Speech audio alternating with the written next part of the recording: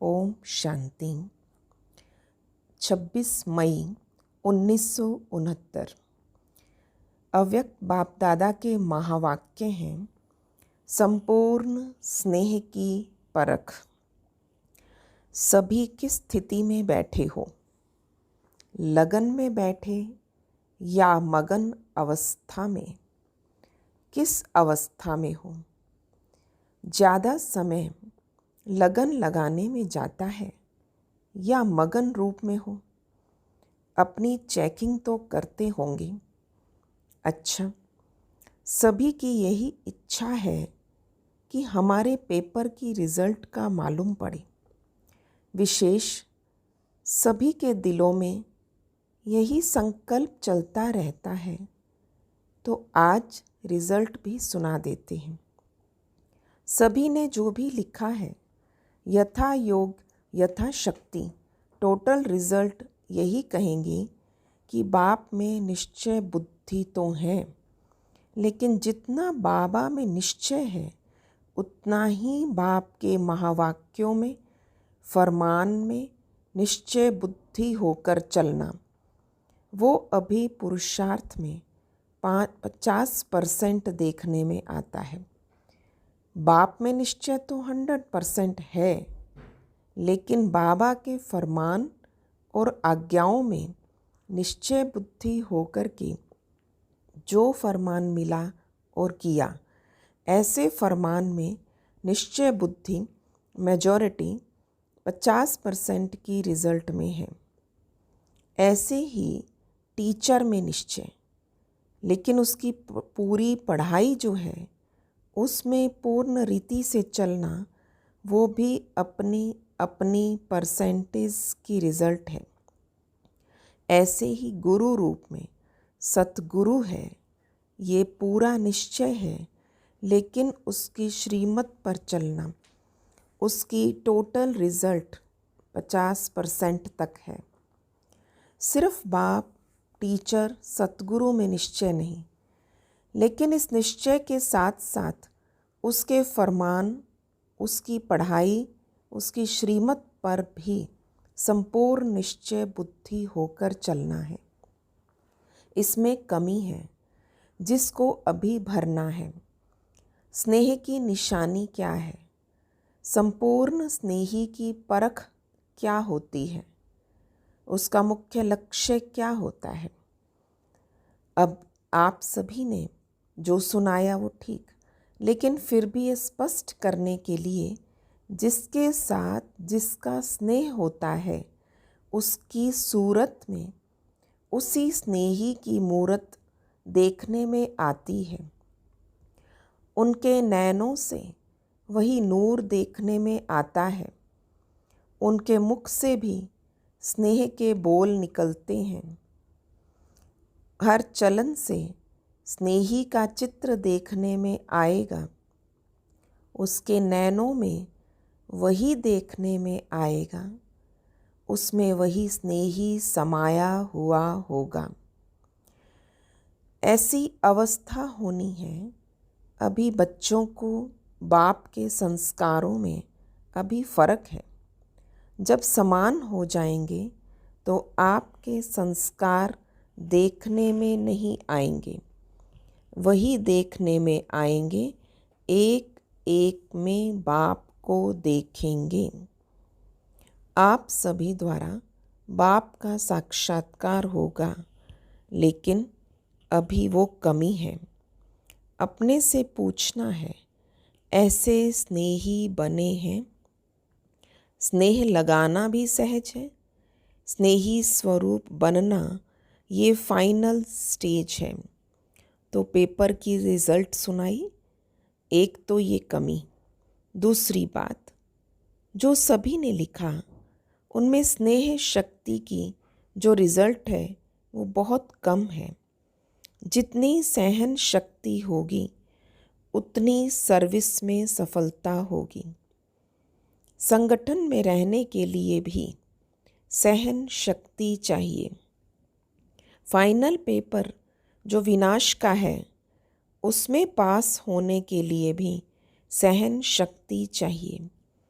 वो सहन शक्ति की रिज़ल्ट मेजॉरिटी में बहुत कम है, इसलिए उसे बढ़ाओ।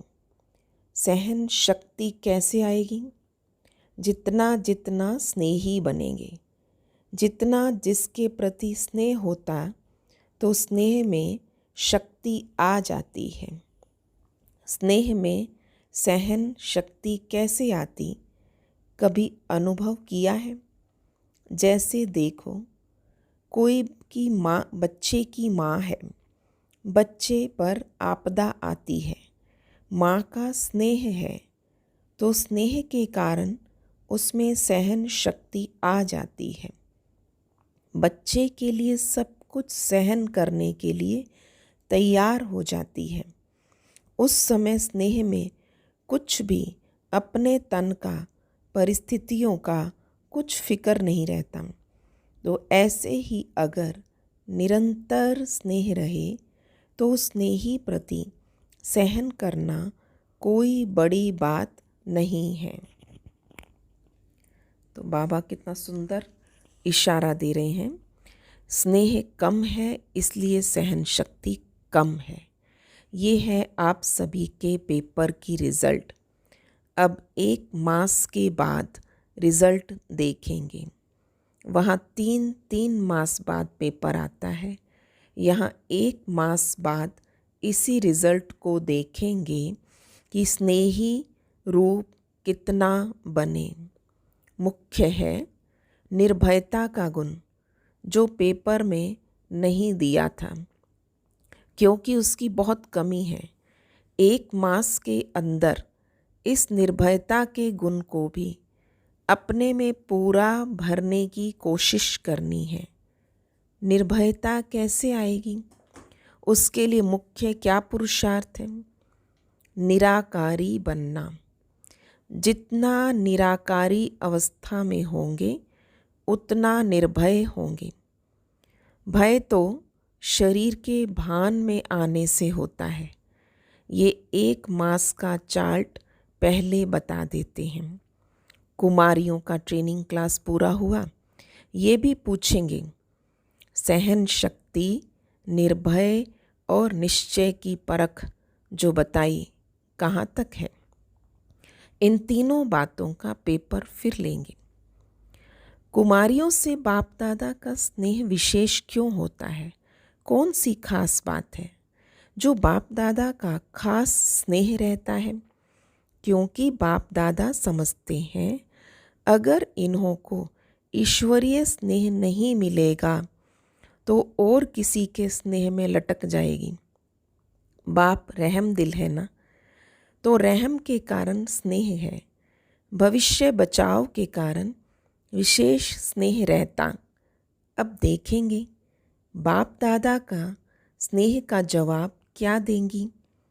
अपने को बचाना है, ये बाप दादा के स्नेह का रिस्पॉन्ड है।